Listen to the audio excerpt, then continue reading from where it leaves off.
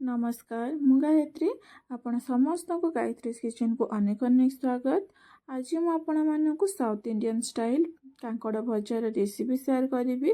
तो तापाई पैन रे तेल गरम होगा रखी। तेल गरम है सुखला लंका सोरिष बिरी चना डाली आ भुर्संगा पत्र दे फुटण फुटापी देवी। फुटण फुटीगला कांकड़ को एमती छोट छोट काटिकी भल से धोई देइचे। कांकड़ को दे गोटे मिनिट भाजिबे। कांकड़ को गोटे मिनिट भाजी सारा पर स्वाद अनुसार लुण आ हलदी गुंड दे गोलेबे। गोटे मीडियम साइज रो पियाज को चुना चुना करी काटी देइचे। पियाज को दे गोले कवर करी 10 मिनिट को खाया देबे।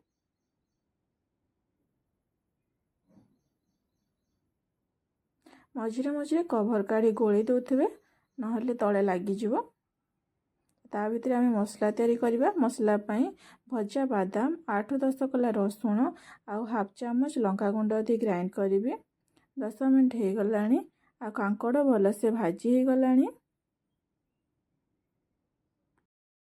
भाजिकी रखिथा बादाम मसला को कांकड़ दे भल से गोलेबी।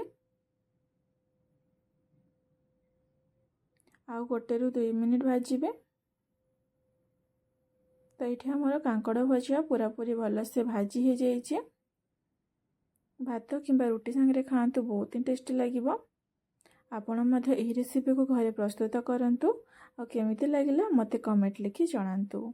Thank you.